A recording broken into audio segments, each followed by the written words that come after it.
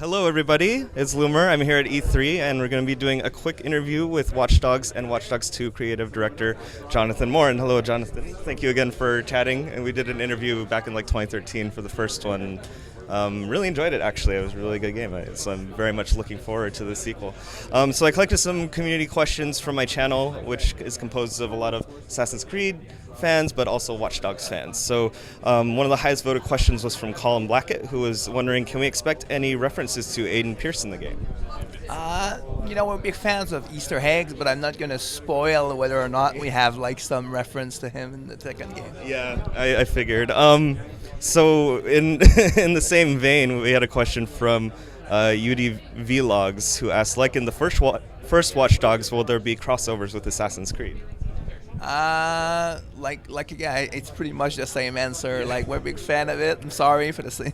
We're a fan of Easter eggs. We're gonna see what's gonna be in there, but mentioning them would make them not Easter eggs anymore. So yeah, that's true. Yeah, and to be fair, it's more Easter eggs than an actual crossover. Yeah, right? exactly. It would be more in that vein if it ever happens. Yeah, it's not actually like a shared universe or anything. We're not doing a shared universe. Okay. Okay, and so we had a question from CJ Ware. Why does Marcus have the fox symbol on his mask, the same one as Aiden? That's the symbol that we use for Watch Dogs in general. So it's not a symbol that's necessarily dedicated to Aiden. So it's something that we wanted to keep to the continuity of the universe of Watch Dogs in general. Is there an in-story? Is there an in-game reason, or is it pretty much just because it's the brand's logo? We like the fox because we feel it encapsulates what a hacker is. The attitude of being agile, sneaky, and smart. And not going full force into something, but using your surrounding at the same time. So we always want to keep that fox going on. Okay, so I guess, but it's not like Marcus saw Aiden and decided to replicate, model himself after him a little bit or something. No, it's not. Okay. That's not something like that. Okay, BL Baller Boy was asking, as a Bay Area native, will the BART Transit system be in the game? With the what? BART Transit system in the Bay Area. Okay, so we're basically gonna have a fast travel system that's gonna use the different shops. So we're not using all the transit and gameplay directly, but there's gonna be cable cars and stuff like that going on in the city, and you're gonna be able to use them as well to move forward, to move in the city. Yeah. Okay, all right. Nick Arnie Productions asked, will there be any aircraft vehicles like helicopters, for instance? The more air we have is the drone that you can control from a distance. We wanted to make sure you could carry that around all the time, so once you unlock it, then afterwards you can use it everywhere you want. Okay. All right, so just the drone. Revi was wondering, one of the most interesting things to me in Watch Dogs 2 is the idea of DedSec using social media as a platform for change, and the idea of playing missions to increase your follower count. Really interests him. What kind of effect will this have on the game, increasing your follower count? Well, the followers is the main currency of the game, so it's the entire premises of the game is around that concept. So you're a DedSec hacker. DedSec works with operations, a bit like other group of hackers out there. Mm-hmm. So each operation have their own story. So for example, the one we've shown in the stage demo was about social media's impact on democracy, but we have others on AI, predictable algorithms, and things like that. And the player can choose freely if he wants to go on an operation. It's a collection of missions with a beginning, middle, and end story to it. And when you're done, you release a video, you expose that to the world, and you get followers. Followers becomes a means for the new people who comes into DedSec or follow you to share their ideas for new operation that could be unlocked, or you can use research point to basically unlock skills and get more powerful. You can either invest into new acts, you can even invest into new hardware that they share with you, so you can do more acts more recurrently, a bit like a mana system if you want. So it's pretty core to the entire game. Interesting. So does that mean that there's no cash at all? In Watch Dogs 1, you would hack ATMs and buy guns and stuff. Is that still there or not? There's still money, but it's focused on the 3D printer that's in the hacker space.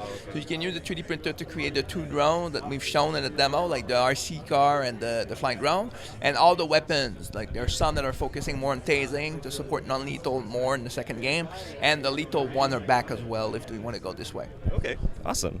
Okay, so question from James Wilson, who is asking, this is kind of similar to Assassin's Creed Unity actually, but will your online character be random to other people, or can you customize how your character appears to others, and including your gender?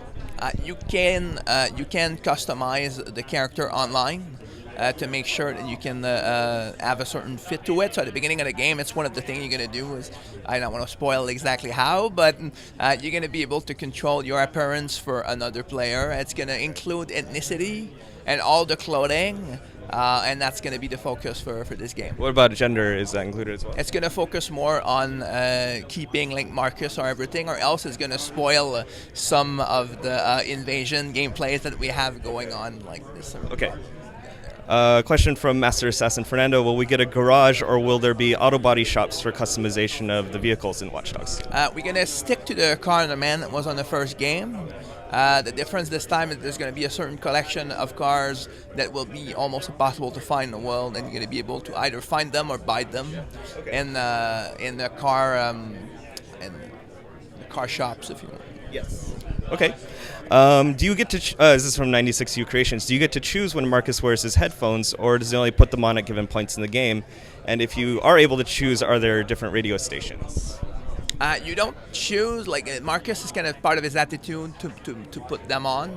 It's not something you do, but when you put your music player, he's going to play these animation, those kind of things.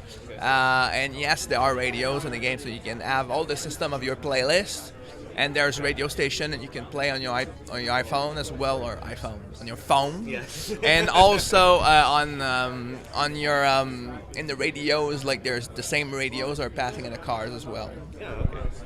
Excellent. Okay, maybe just two more questions. This is from Sven Wensky, who is asking, who is composing the score for the game? With what? Who is composing the score for the game? We're not announcing that yet. Okay. All right, fair enough. All right, last one. Master Assassin Fernando asks, what is the inspiration for Marcus Holloway's personality?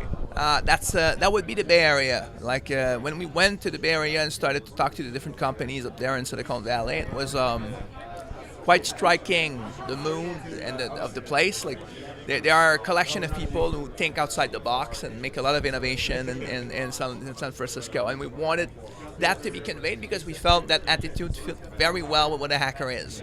A hacker is someone who thinks outside of the preconceived rules, and that gives them the power to break system in different ways and also to create a lot of cool stuff. So for that, we thought that maybe a younger hacker would give that attitude better, like someone who still have plenty of years in his life and not add many different like discouraging moments that prevents him from trying something new, right? So having this attitude that everything is still possible was something we really wanted for him.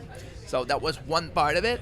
Then the second part was really digging into the stories of San Francisco and the kind of frustration he could have lived to give him the motivation to go against the establishment. So he was born in San Francisco, but was gentrified.